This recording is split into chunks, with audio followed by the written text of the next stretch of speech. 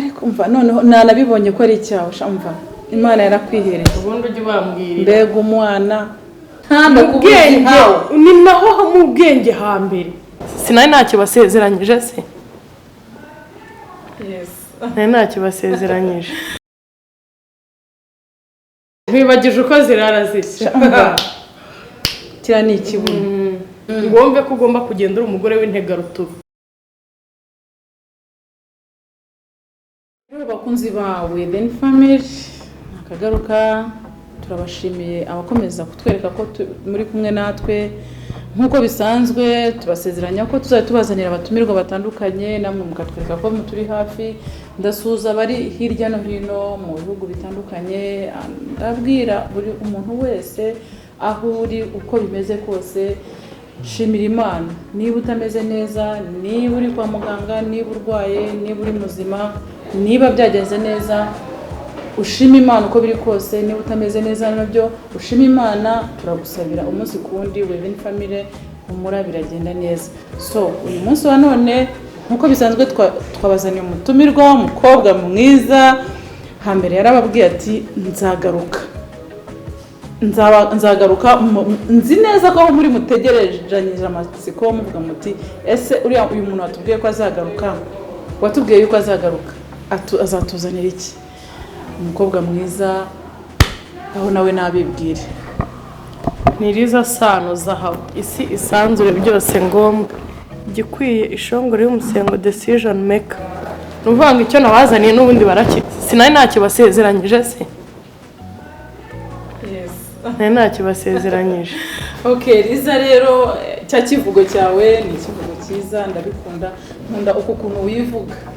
kwivugana umuco wa kinyarwanda buriya ikintu cyitwa umunyarwanda ikintu cyitwa umuco ngewe gikomeraho cyane aho waba uri wese uri umunyarwanda niba uri umunyamahanga ariko ukunda u Rwanda turi kumwe sasa rero Riza nkuko wari wasezeranyije abakunzi bawe within family uyu munsi wa none babazaniye iki gishya ngaho babwire uyu munsi nari naje kugira ngo tuganire bisanzwe nkuko bisanzwe tuganire ku buzima busanzwe nanabazunguriza ikibuno nka kumwe bakunda bakumwe basanzwe bakunda iyi nanabasigira n'akanimero rega bajya banampamagara mbibutse ubibutse wabyinire erega ni project nziza cyane ubushize watubwiye yuko n'abadamu bashobora kuguhamagara njye rero ikintu njya nibaza ese icyo kibuno cyawe ntabwo gicumuza abagabo umugabo gicumuza n'undi asanzwe ari umunyabicumuro ntago kimucumuza kubera yuko ari cyo abonye abasanzwe bifitiye izindi mindset ze zimwibereye ese mu kuzunguriza abagabo ikibuno ntabwo bituma uzengerezwa n'abagabo bagutereta batuko ufite ikibuno cyiza ni nakuryoshye byinshi tubwire njye nta muntu ujya unzengereza kuko ugerageje kunzengereza njye nta mwanya naguha okay abadamu bakurikiye within family bagira icyizere cyuko nta kizahungabana kubera ikibuno cyariza usibye no kubazunguriza ikibuno usibye no ntacyo nzabahungabanyiriza ku ngo zabo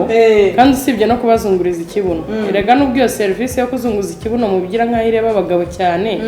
ireba bose kuko n'abadamu iyo ngiye nkamubyinira nshobora no kugira ikiganiro muganiriza cyo kuba namuganiriza nkamwigisha uburyo agomba kujya aryohereza umugabo nabyo birashoboka yego none se ku bintu bijyanye no kuzunguza ikibuno bigendana no kunyonga se ibijyanye no kunyonga nicyo kintu bigendana no kunyonga uzi no kunyonga cyane none se ubona uburyo nyazarabuzamo ntabwo ubona ni systeme yo kunyonga ubuzi kwandika ubundi ngewe nzwi ko nitwa Riza Sano Zahabu unyonga ikibuno urakabyara rwose rero nyuma yo kunyonga ikibuno buriya hari n'ubundi buryo nshobora kwereka abadamu muri rusange uburyo ashobora kunyongera umugabo we usibye no kumunyongera n'uburyo ashobora kumushimisha mu buzima busanzwe muri rusange nshobora byose kubimuganirizaho niba yararaga n'umugabo we wicara waryamye ushobora kuba ari byo washakaga ariko ndashaka ko wicara ukaganiriza neza abakunzi bawe niba yararaga n'umugabo we bashihurana nta byuka twongere ba muri bubundi bakajya barara muri byuka twongere nibyo cyane kubera ko wamaze kumwigisha ibijyanye no kunyonga hari ingo nyinshi hanze aha ugasanga umudamu ntabwo wenda anabishye ugasanga nta kintu na kimwe abura kugira ngo yuzuze ibyangombwa by'umugore mwiza ariko ugasanga arabura imitekerereze imyifatire uburyo agomba kwitwara mu rugo rwe ugasanga uburyo agomba kwitwara ku mugabo we uburyo agomba kuganiriza umugabo we uburyo bagomba gutegura imibonano yabo ugasanga hagati yabo harimo utabisobanukiwe bigatuma urugo rwabo nta kanyamuneza gashobora kurubamo kubera yuko ntago babonana nk'uko bikwiriye. So aho rero wafasha ute abakurikiye within family tuvuge kuri party yo kunyonga. Ese Eliza kenshi umuntu guhura n'abadamu bavuga bati shanga tushaka umuntu twigisha kunyonga. Eliza ndamutse mbonye umudamu cyangwa umukobwa ugiye gushyingirwa ashaka kumwigisha kunyonga wabimwigisha? Usibye no kunyonga namwigisha kunyonga, namwigisha imyitwarire ye mu rugo rwe, namwigisha imvugo zikwiriye n'uburyo agomba kwifata imbere y'umugabo we ubwo ari bwo bwose. Sometimes ushaka gusanga ari wa mukobwa wuje ubwiza wuje byose bafashe umwanzuro bati ni mutima w'urugo ariko nta makuru afite ku gikorwa cy'ikambere hirya muri cyangwa cy'abashakanye. Shanga ubwiza bw'umukobwa nibwo umugeneraho agomba kujya ariko ubwenge bwe nibwo butuma atindayo. Rero kuba uburanga bw'umukobwa bwamugeza ibwami ariko ubwenge bwe bugatuma adatindayo ni ikibazo. Kandi mu bwenge harimo no mu gitanda ni naho mu bwenge hambere ni nacyo gikora. None sibyo no kuvuga ngo kuba ariho mu bwenge hambere nivuga ngo niho mu bwenge hambere ngombe ko ugomba kugenda uri umugore w'integaruturu ntabwo ari cyo kigomba kukujyana mu rugo rwawe. Ntabwo uzumva y'Ikinyarwanda yego ntabwo kuba ushoboye gushimisha umugabo wawe mu gitanda bizatuma wigira integarutuba ngo wumve ko umugabo azakugurira igitenge akakugurira isaha akakugurira isahani akagusukisha akagusiga akagukarabya. Never menya ko ugomba kwisukura nk'umugore. Menya ko urwo rugo niba hari ukuntu abagore hanze aha babayeho akumva ko kuko yagiye mu murenge yasinye yafashe abaye urwe ameze nk'umusirikare wafashe igihugu. Ntabwo ari uko biba bimeze. Niba ese kubera iki abagore bari hanze aha kubera iki ndagira ngo icyo kibazo muzagisubize muri comment. Kubera iki wumva yuko ufite uburenganzira 50% mu rugo rwawe n'umugabo wawe ntiwumve yuko ugomba no kuhakoresha imbaraga 50% kugira ngo urugo rwanyu rutere imbere. Iyo 50% nawe yinjoyinge umva ko 50% yo mu rugo rwawe ari uburenganzira uhafite, irindi 100% ryo kwitabwa ku rugo rugomba kuzitabwaho n'umugabo. No way. Ufite uburyo ugomba kwita ku mugabo wawe, ufite uburyo ugomba gushaka iterambere ry'urugo mukariharanira mwese. Niba buriya hari abagore uvuga ngo gushaka iterambere ry'urugo ukavuga ko ari ukugira ngo bariharanire bose,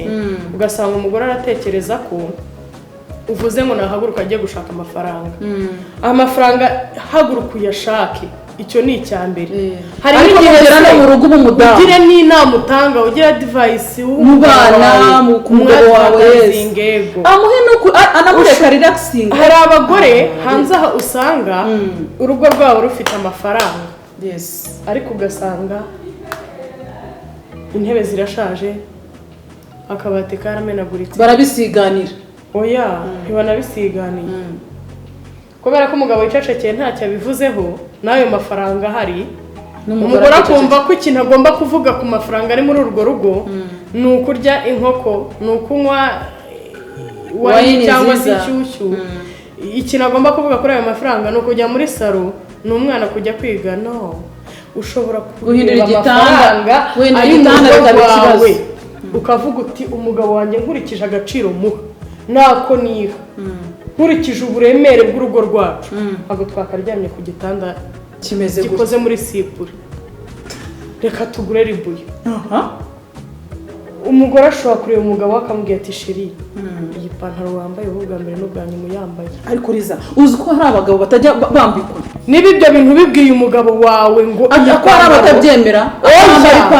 niba icyo kintu umugabo kimubwiye, niba umubwiye uti sheri iyi pantaro ubwa mbere n'ubwa nyuma uyambaye wimubwira ngo nurangiza ujye mu ntebe umere utya nurangiza wirebere TV. Hanyuma se niba utayishaka ugenda ugura indi nzima wajya ukagura indi. ipantaro ukayiza ukayihereza umugabo ubu ntiyahinduka ibika ejo mu gitondo niba umugabo agiye kujya mu kazi zinduka 11:00 umutegurire ku meza muganire umushyirire amazi muri dushe akarabe niba ngombwa munakarabane nugaruka nagaruka avuye muri dushe asanga ya pantaro burya wameshe waguze wayizanye wayimeshe wayiteye ipasi imeze neza irambitse hariya irahumura nurangiza umubwira uti sheri umunsi urambaye no pantaro akurikiye within family mukomeze mwumve mukurikiye igisabwa mu rugo umubwira uti sheri uyu munsi urambara no pantaro shaho ndayikunda shaho ni nziza nayambara umubwira ati ariko sheri mbega ipantaro ngo irakubera umugabo azajya mu kazi afite akanyamuneza kangana iki ubundi kugira ngo hari abantu hanukura uruntu nuko ari abo bantu barukururaho baruhanutse rero n'icyubahiro mu rugo rwawe ntabwo kizahaba utubashye umugabo wawe ntabwo icyubahiro mu bana bawe kizahaba batabona ko nyina yubaha se ariko ntabwo umwana wanjye azabona mama yubaha papa yubaha mama ngo azatinyuke wagira uwasuzugura nk'ubu ngubu njye nakitangaho urugero kuva namenya ubwenge nakuze nzi ko mu rugo iwacu umwana urengeje 12:00 asubira aho avuye kandi nkaba mbizi ko nubwo wagenda ugasubira aho uvuye wenda ni n'abaturanyi ni n'inshuti zo mu rugo urahasubiye barakwakiriye uraryamye nkaba mbizi ko mama ari buze akambyutsayo akansohora kandi akankubita kanjyana mu rugo akamfungirana mu gipangu ariko nkarara hanze icyo kintu nkaba nkizi ko ari ikosa ritabaho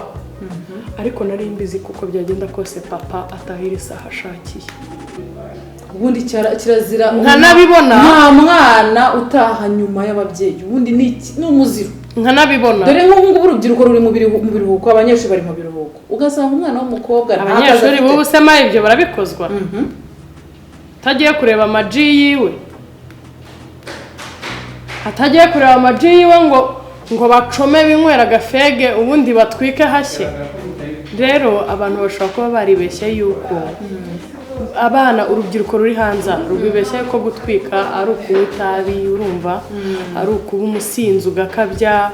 ari ukunywa urumogi ari ukunywa ibibi byose bibaho bishoboka urumva bumva ko gutwika nyine ari ukwigira ishyano kandi buriya gutwika ntabwo ako se Riza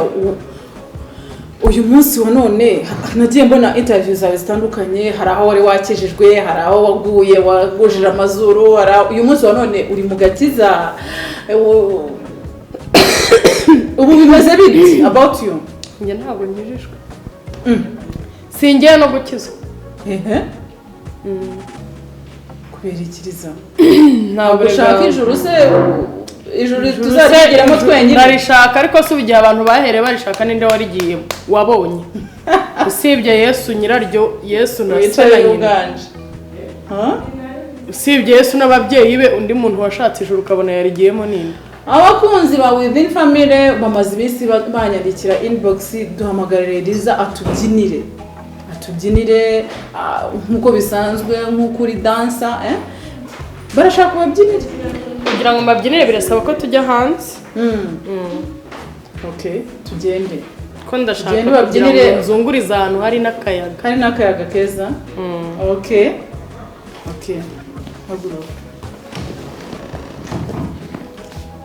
wow umwana gusa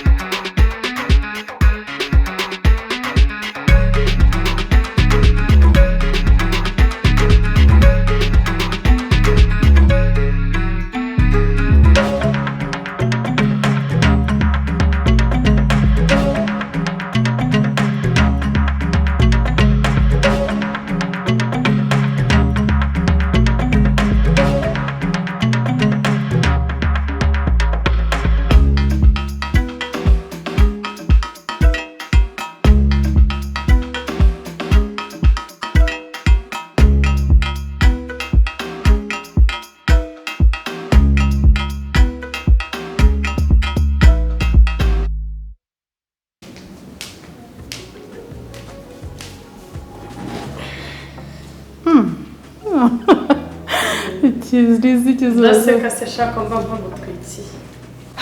yaba we mbega okay mbega ibintu byiza Liza uziko nunguye abagomba gushya umva rero nkubwire nanjye numva nshaka kuruhuka mu mutwe nzagutumira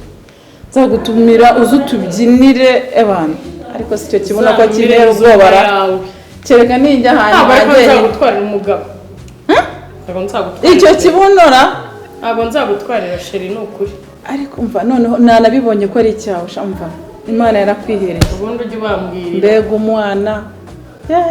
urenze mbega umwana Liza ariko ndagupatanye ndakunyukanyutse nkwibagije uko zirara zishya kira ni ikibuno shanga vraiment abakunzi bacu rero ba Within Family turabashimiye ko mukomeza mudahwema kutuba hafi